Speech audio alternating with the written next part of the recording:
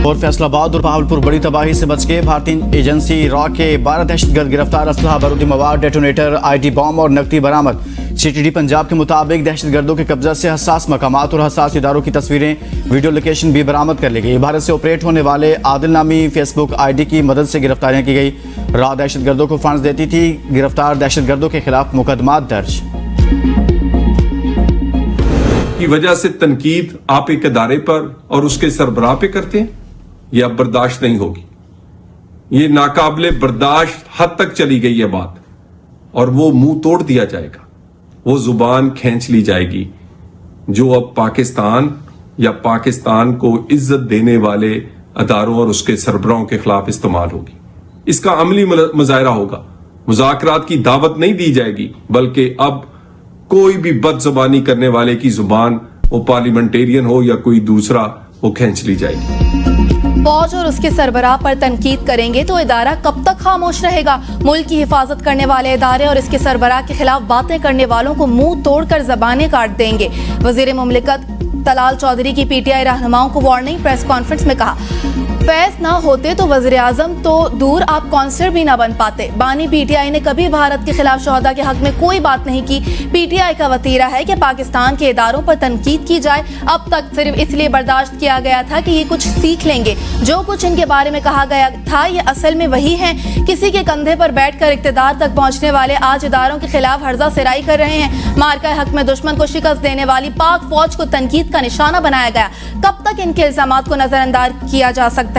इनके बच्चे आज भी गोल्ड स्मिथ की गोद में पल रहे हैं। हरीपुर में हारने वाले लाहौर या किसी और शहर में कैसे इलेक्शन जीतेंगे? पीटीआई के पेशावर जलसे में इदारों पर इल्जाम तराशी की गई, इस लायक नहीं है कि इनकी बात का जवाब दिया जाए।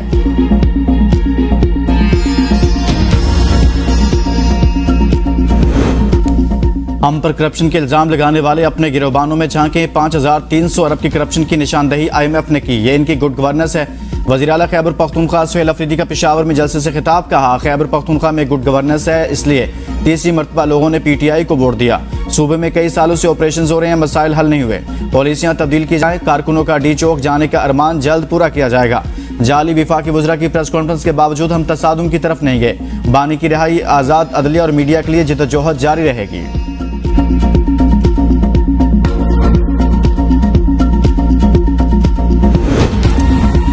पटियाला में बैठे मुजरिम को मुल्की इस्तेहकाम से खेलने की इजाजत नहीं दी जा सकती। वज़ीर दिफा ख्वाजा आसिफ कहते हैं, अफवाज रियासत पाकिस्तान की नजरियाती जोग्राफियाई सरहदों की अमीन है। पाकिस्तान है तो हम हैं, क्योंकि पाकिस्तान हमारी जात, अना और सियासत से मुकद्दम है। फर्द वाहिद अपने मफादात के लिए मुल्क दुश्मनों का आलाकार बने तो इससे बीमार जहन कहना बिल्कुल हक बजानिब है। बानी PTI को कुछ नजर नहीं आ रहा, वो सिर्फ इख्तिदार का सोच रहे हैं। बानी के रवैये पर सिर्फ ISPR नहीं, पूरी कौम को जवाब देना चाहिए। वज़ीर दाखिला मोहसिन नकवी आज बरतानवी वज़ारत ख़ारजा के हुकाम से मिलेंगे। मुल्क मुखालिफ प्रोपेगेंडे में मुलविस पाकिस्तानियों की हवालगी का मुतालबा किया जाएगा। वज़ीर दाखिला मोहसिन नकवी शहजाद अकबर और आदिल राजा की हवालगी का मुतालबा कर चुके हैं।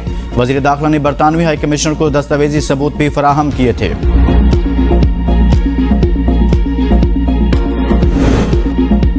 इंडोनेशिया के सदर पहले सरकारी दौरे पर आज पाकिस्तान आएंगे। तिजारत, सरमायाकारी और दिफा समेत कई शोबों में ताउन पर बातचीत होगी। पाकिस्तान और इंडोनेशिया के दरमियान मुतअद्दिद मफाहमती यादाश्तों पर दस्तखत मुतवक्के। इंडोनेशियन सदर की सदर आसिफ अली जरदारी, वज़ीर आज़म शहबाज शरीफ और चीफ ऑफ डिफेंस फोर्सेस से मुलाकातें शेड्यूल हैं। IMF एग्जीक्यूटिव बोर्ड का इजलास आज होगा। पाकिस्तान के लिए 1 अरब 20 करोड़ डॉलर किस्त की मंजूरी का इम्कान है। पाकिस्तान को IMF कर्ज प्रोग्राम के तहत 1 अरब डॉलर मिलेंगे। क्लाइमेट फाइनेंसिंग की मद में 20 करोड़ डॉलर जारी किए जाएंगे। पाकिस्तान कर्ज की किस्त के लिए तमाम शराइत पूरी कर चुका। स्टाफ लेवल मुआहदा 14 अक्टूबर को हुआ था।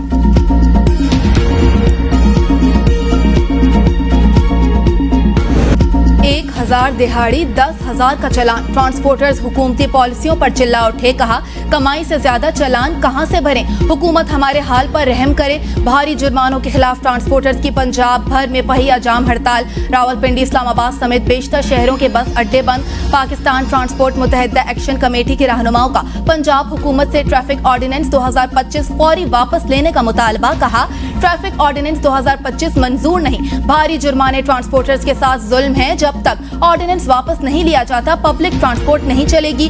गुड्स ट्रांसपोर्ट, मनी मिसदा, लोडर्स और रिक्शे भी हड़ताल में शामिल होंगे। इंट्रासिटी, बैनुल अजलाई और बैनुल सूबाई ट्रांसपोर्ट बंद रहेंगे। ट्रांसपोर्टर्स और पंजाब हुकूमत के मुज़ाकरात का पहला दौर नाकाम रहा। मुज़ाकरात का अगला दौर आज दोपहर 2 बजे होगा। रावलपिंडी में ट्रांसपोर्टर्स की हड़ताल, तालीमी इदारे के लिए चलने वाली पिकअप एंड ड्रॉप सर्विस भी मुअत्तल। पिक एंड ड्रॉप वैन्स घरों पर ना पहुंच सकी। हड़ताल के बायस वालिदैन खुद बच्चों को तालीमी इदारों में छोड़ने पर मजबूर। अहम शाहराहों पर सुबह सवेरे पब्लिक ट्रांसपोर्ट की नकलो हरकत भी ना होने के बराबर रही।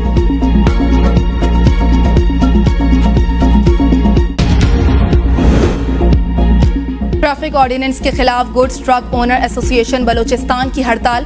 सदर ट्रक ओनर एसोसिएशन कहते हैं पंजाब में भारी जुर्मानों और चालान के खिलाफ हड़ताल की जा रही है। बलोचिस्तान से ट्रक पंजाब के लिए रवाना नहीं होंगे। सदर all transport action committee Habibullah की गुड्स ट्रांसपोर्ट के मुतालबात की हिमायत, हड़ताल से लाताल्लुकी का ऐलान।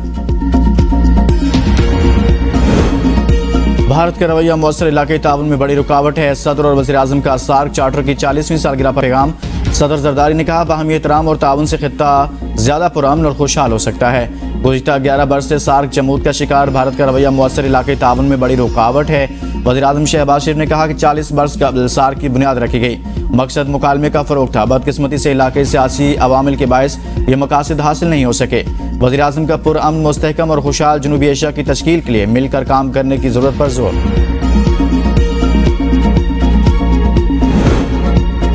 मुस्लिम ममालिक में मुआशी ताउन वक्त की अहम तरीन जरूरत है। चेयरमैन सेनेट यूसुफ रजा गिलानी का मलेशिया में ग्लोबल मुस्लिम बिजनेस फोरम 2025 से खिताब। कहा मुस्लिम ममालिक को नारों से आगे बढ़कर अमली इक़दामात करना होंगे और मुश्तरका इक़्तिसादी हिकमत अमली अपनानी होगी। इस्लामी फाइनेंस और फिनटेक मुस्तक़बिल की मुआशी तरक्की की बुनियाद है। मुश्तरका मंसूबों के जरिए मुस्लिम ममालिक अपनी ताकत को यकजा कर सकते हैं। पाकिस्तान सरमायाकारी के लिए उभरती हुई मंडी बन चुका है। नौजवान आबादी पाकिस्तान का सबसे बड़ा असासा है।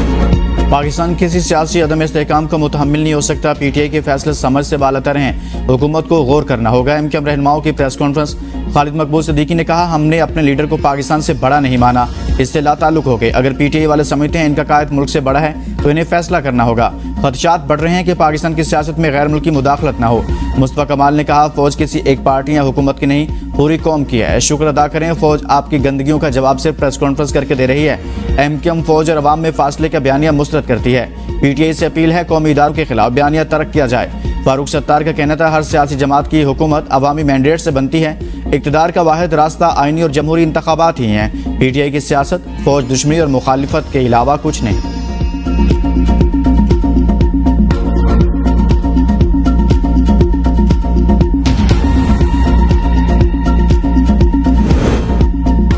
पीटीआई -1 पर नहीं आई तो पूरी पार्टी माइनस होगी। सेनेटर फैसल वावडा कहते हैं पीटीआई की मकबूलियत खत्म हो चुकी।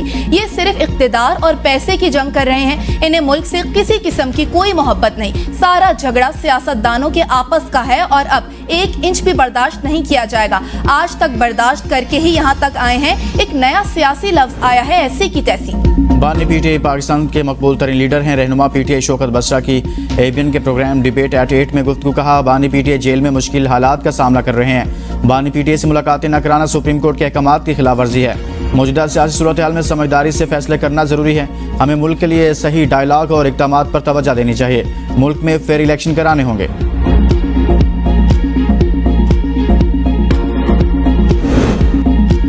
बानी पीटीआई मुल्क के लिए सिक्योरिटी रिस्क बन चुके हैं। सबसे बड़े मीर जाफर वो खुद हैं। लीगी रहनुमा खेलदास कोहिस्तानी की एबीएन के प्रोग्राम डिबेट एट 8 में गुफ्तगू। कहा वज़ीर आज़म ने पीटीआई को मुज़ाकरात की दावत दी थी। पीटीआई ने ब्लैकमेलिंग और प्रोपेगेंडा किया और इदारों के खिलाफ ज़बानी हमले किए। पीटीआई जो ज़बान बोल रही है वो बिल्कुल मोदी जैसी लगती है। ये अपनी ज़ात को पाकिस्तान से ज्यादा मुकद्दम समझते हैं। सियासतदानों को सियासी गुफ्तगू का हक है मगर आइन और कानून की खिलाफ वर्जी बर्दाश्त नहीं होगी। कौमी असम्बली का इजलास आज 2 रोज़ा वक्फे के बाद होगा। इजलास में वक्फा सवालात के अलावा 2 तवज्जो दिलाओ नोटिस भी पेश किए जाएंगे। कौमी इदारा बराए लोग और रिवायती विरसा लोक विरसा तरमीमी बिल पेश किया जाएगा।